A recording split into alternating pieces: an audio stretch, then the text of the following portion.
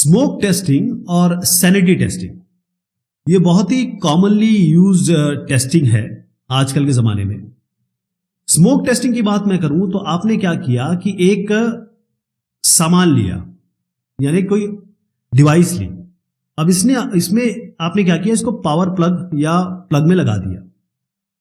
इसमें से निकल गया धुआं।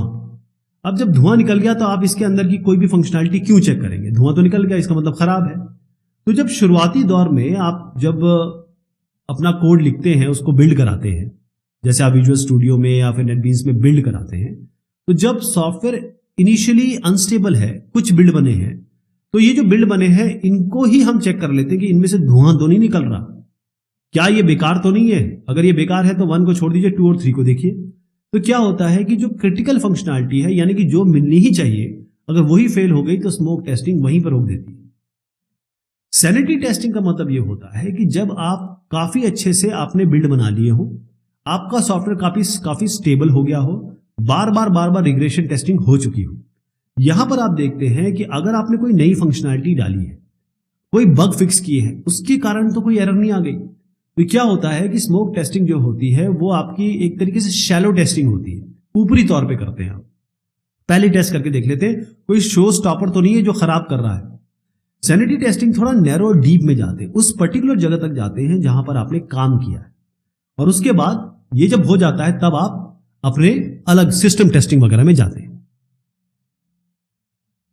तो स्मोक टेस्टिंग और सैनिटी टेस्टिंग में जो स्मोक टेस्टिंग है वो हम इसलिए करते हैं कि हम शो स्टॉपर निकालना चाहते हैं, जो क्रिटिकल फंक्शनैलिटी है वो काम कर रही है कि नहीं कर रही है। सैनिटी टेस्टिंग तब करते हैं जब आपने या तो कोई फंक्शनैलिटी जोड़ी है या कोई बग आ गए हैं, उसके कारण कोई बग्स को फिक्स किया है, उस बग को फिक्स करने के बाद कोई और चीज तो नहीं आ गई है।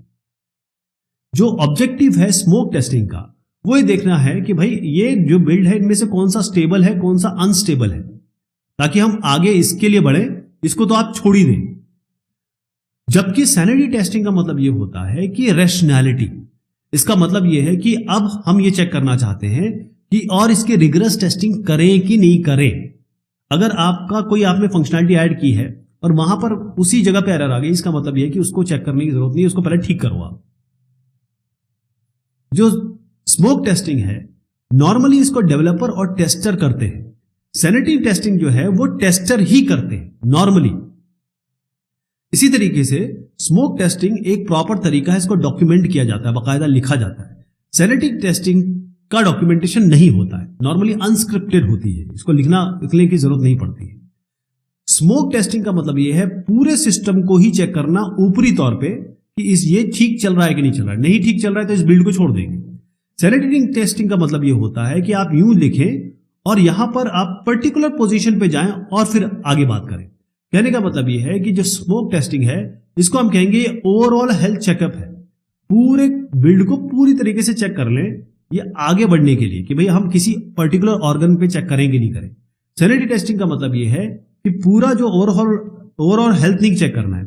इसमें आपको पता है कि अभी ये लीवर पे जाके चेक करना है, तो लीवर पे जाके चेक करेंगे, इसे सैनिटी टेस्टिंग कहते हैं। तो कहने का मतलब smoke testing general health checkup है, सैनिटी टेस्टिंग आपकी स्पेशलाइज्ड हेल्थ चेकअप है किसी पर्टिकुलर पार्ट के लिए।